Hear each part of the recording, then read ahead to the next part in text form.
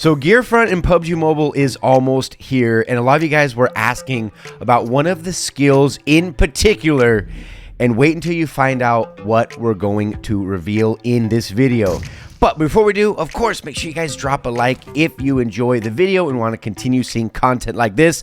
Daily content, by the way. I'm doing my best to bring you guys daily PUBG Mobile content. Hopefully you guys are enjoying it. Subscribe if you haven't already. Okay. Healing smoke. That is a very, very interesting skill, and probably one that next to the gliding doll, which I did a separate video on, I'll make sure I'll pin a card up at the top in case you guys missed that one. Also make sure your notos are on. A lot of people haven't been getting notifications. But anyway, all right, so check this out. Healing smoke. Very, very specific, and we're going to break down a couple things and why this one is going to be potentially a camper's paradise. Okay, camper's paradise. All right, so healing smoke. The cooldown time is 180 seconds. Throws a healing smoke grenade which restores 3 health. This is very specific. 3 health and 3 energy per second. So the question a lot of people are asking is, can this work in the blue? Because potentially, if you don't, say you don't have meds or you don't have drinks, or let's say you have them but don't want to use them, could something like this be used to power through the blue zone? That is the question. Now, what we have to look at now is how much damage does the blue zone do in PUBG Mobile? Okay, so believe it or not, once you get to the 4th circle, the blue zone is doing 1 damage per second. 24 minutes and 40 seconds is when the 4th circle starts, or once it completely closes. Keep in mind, this smoke or this healing smoke can restore not only 3 health, but it restores 3 energy, aka boost, right? So it not only gives you your boost, but it also gives you your health bar, which is insane. So you can make it all the way. Okay, that's what. Okay, so play zone number 4 only does 1 damage per second. The 5th circle does 3 DPS, 3 damage per second, which is exactly what. Keep in mind, the 5th circle, we're talking 27 minutes and 20 seconds into the game until you get to the 4th circle, talking specifically about Erangel. Obviously, Nusa and Livik, which also will have gear front. Those circles are totally different. This is, I should have said this earlier, but these totals are going off of Erangel matches. So when you talk about strategy and when you're talking about squads, that was another question people are asking is the smoke just for you? No, it's for your whole squad. It will heal up everybody that's alive on your team. If you're in solos and it's just you, now understand there is still a significant cooldown attached to this. That's a 3-minute cooldown.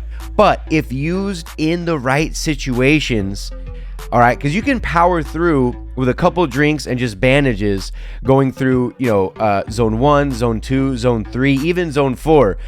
Now zone 5, that's where everything's just kind of canceling out. So if you pop that smoke, it's going to do 3 damage.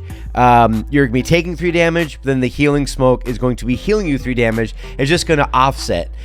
The other thing of it is where I would use this, or I think it's going to be used the most, is in those situations. We're talking zone 6, zone 7, even going down to zone 8, where that's the last circle, all right, where it pauses, and once it starts closing, imagine throwing that heal smoke, and you have, you know, what's you know, kind of known as, you know, that heal battle. You pop that, plus you'll have your med kits going, because even in that zone, that's doing 9 DPS per second in the 8th zone. So when you think about it, those heal battles are going to be insane. Imagine the survival time in a heal battle where 2 people end the match and each one has a heal smoke and you pop it. That will be crazy. A lot of people also were asking about Trace. Understand, Trace is not, you know, quote unquote, you know, wall hacks or wall cheats like we've seen in some past events where you can like literally see through the wall, or see an enemy hiding in a building. This one, it's a little different. It's a little more fair for both parties. With the trace, you have to hit the enemy. If bullet hits the enemy and then they dip out, whether they go to a different floor, whether they prone out, crouch underneath the window, whatever, you have to hit them and then you can see them for 5 seconds. So it's not game breaking. It can help in certain situations, of course. You're like, damn, I should have picked trace.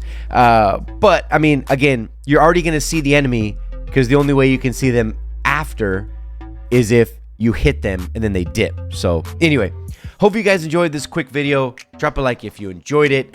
Gear Front is almost here. Cannot wait. But until the next one, this has been Riggs.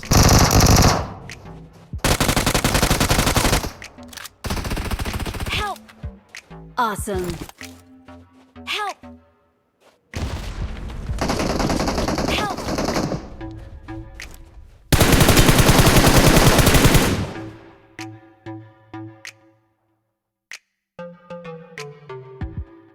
We are number 1.